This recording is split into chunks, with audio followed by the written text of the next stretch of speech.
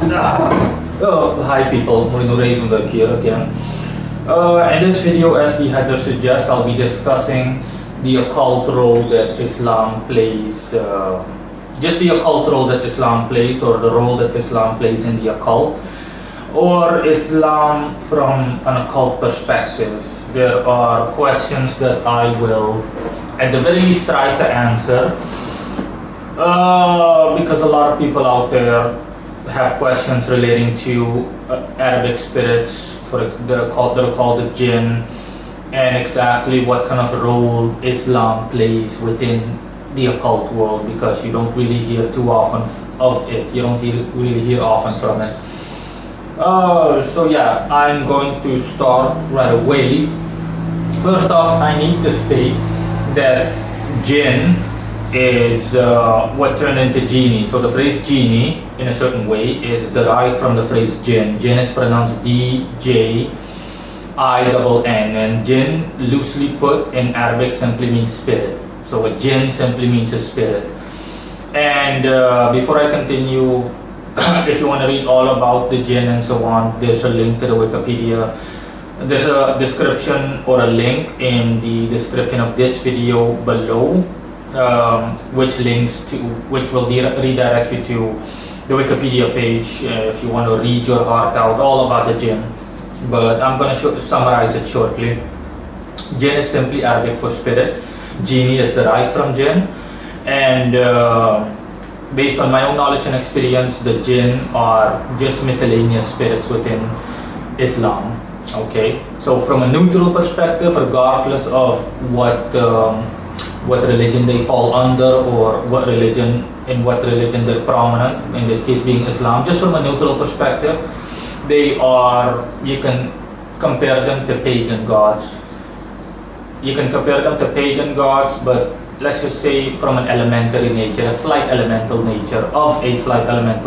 So yeah, they are unique in that context. They're like a fusion between pagan gods and elemental spirits, if you will. But specifically the element fire, more so than any other element. In any case, jinn are neutral. That means that you've got good jinn and bad jinn. Okay, good spirits and evil spirits, you name it. And Islam as a whole does believe in angels and demons, and the jinn fit somewhere in between there. So yeah, like I said, the jinn are just miscellaneous spirits, if you will. Okay, jinn is just generally classified within an Islamic context as a spirit. Jinn is a spirit, could be either malevolent or benevolent, but for the rest you can't really classify or pin down the spirit. You have jinn that are more angelically inclined towards holiness, and others that are the exact opposite. So yeah, there you go. It's pretty much like a spirit with human characteristics, if you will, in terms of morality. But that is as close as you can come to describing it. For the rest, like I said, you can consult the Wikipedia page. It also says, I'm just going to read off the Wikipedia page right now. I'm just going to read it for you, a short snippet. Jinn, also romanized as jinn or angelized as genies, with the more broad meaning of spirits or demons, depending on the source, or supernatural creatures in early pre-Islamic Arabian and later Islamic mythology and theology. Since jinn are neither innately evil nor good, Islam was able to adapt spirits from other religions during its expansion. Jinn are not a strictly Islamic concept, rather they may represent several pagan beliefs integrated into Islam. What did I tell you? Besides the jinn, Islam also acknowledges the existence of demons, which they call the shayateen. I assume that I'm pronouncing it correctly. The lines between demons and jinn are often blurred, since malevolent jinns are also called shayateen. However, both Islam and non-Islamic scholarship generally distinguishes between angels, jinn, and demons as three different types of spiritual entities in Islamic tradition. The jinn can be both evil and good, while genuine demons are exclusively evil, which is true. And last but not least, some academic scholars assert that demons are related to monotheistic traditions and jinn to polytheistic traditions. Okay, so yeah, now you know in any case what is up with the Jinn, and as shortly phrased or summarized as possible what the Jinn entail or what they stand for. Another thing that I was going to say too is that Islam or Muslims, followers of Islam, Islamists, whatever, they also believe in angels and demons. Islam in that context is very much similar to Christianity. Very much similar to Christianity. And for people that also have the question, yes, Allah is the same as the Christian God. Okay, the name Allah is with Allah it's literally meant the Almighty God, and yes, they are both one and the same. This is, I think, a question that a lot of people had, and now I'm telling you guys officially that yes, they are both one and the same. Okay, they are both one and the same. So the Yahweh God, the Almighty One, the one we call God, us Christians, and Allah are one and the same. And keep in mind, Christ, so Jesus Christ and the Prophet Muhammad are not one and the same. Christ has told me that Muhammad falls under him directly.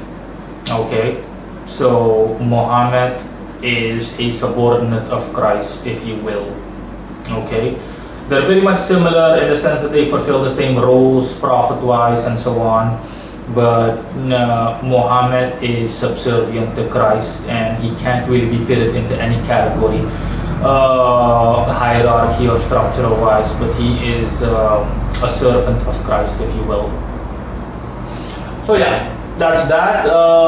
For the rest, alright, and I'm of course not looking to piss off any Muslims, or I'm simply asking Muslims to not be offended by this, okay? You don't have to believe me, but I am saying this to my knowledge and experience, and I've been told this. So it's all up to you on whether you want to accept the truth or not. The choice is entirely yours, but my intent is definitely not to offend anyone. As always, I'm here to state facts to the extent of my knowledge. Yeah, and I'm also going to link this in the description below. There are a couple of angels that are but that are more Islamically inclined or more of an Islamic nature.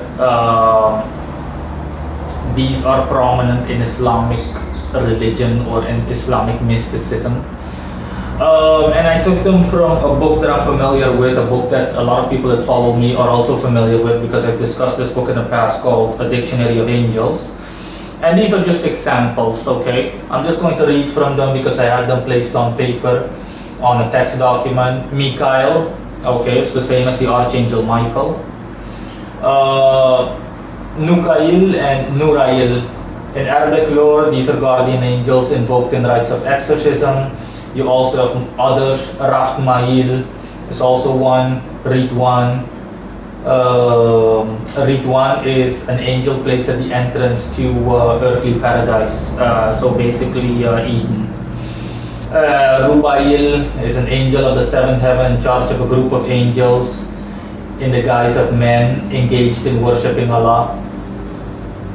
So yeah, there you go. These are just examples that I wanted to give and that I just gave to I don't have any demons though. I didn't deem it necessary to add demons. This is just to give you an example, and to show you that yeah, the angels and demons are also known within our Arabic lore, and are also known to Arabs and Islam as a whole. So yeah, as you can see, the similarities between Christianity and Islam are striking. For the rest, I have nothing else to say really on this topic.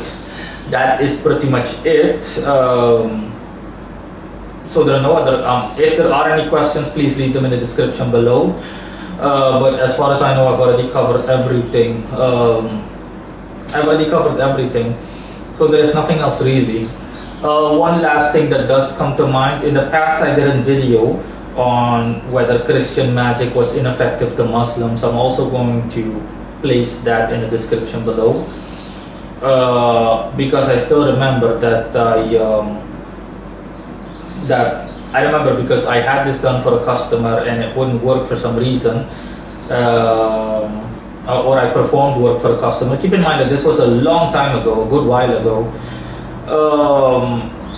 And after doing my research, it turned out that that higher up nullified this power. So basically helping an Islamist or a follower of Islam was helping the enemy and therefore not allowed, if you will.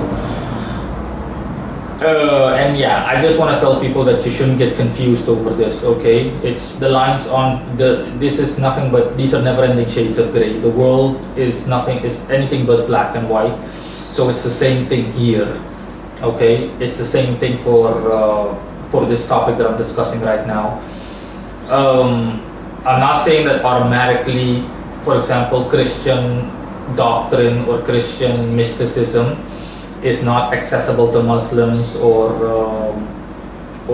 Muslims and other ethnicities or other religions are invulnerable to it, nor am I saying the opposite. What I am saying is that it all depends seriously on the situation itself. But there are instances, or there is a potential instance in which something like that can occur.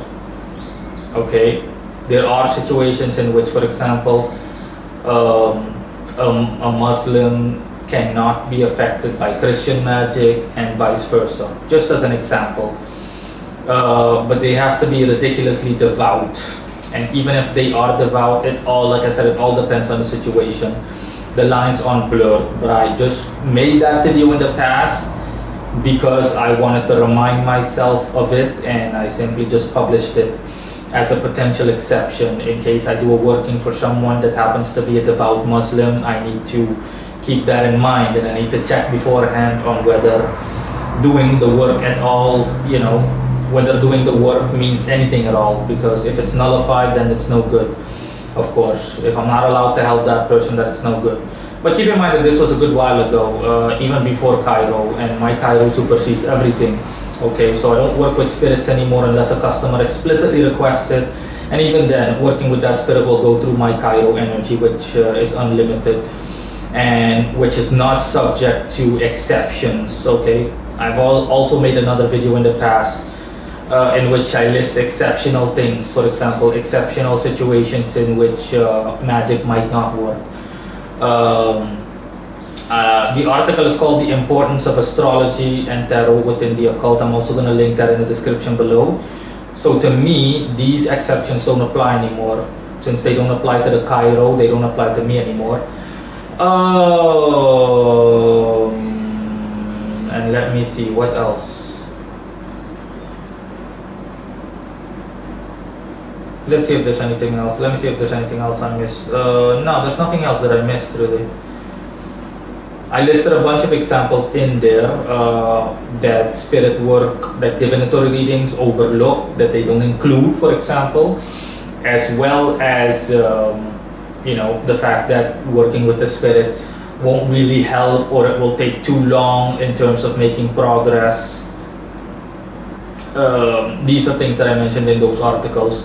But again, all of that does not apply to me anymore, but I just thought it necessary to point out. Thanks in any case, and I'll hear from anyone if they have any other questions in the comment section or otherwise via one of my given contact methods. That's all, guys. Bye.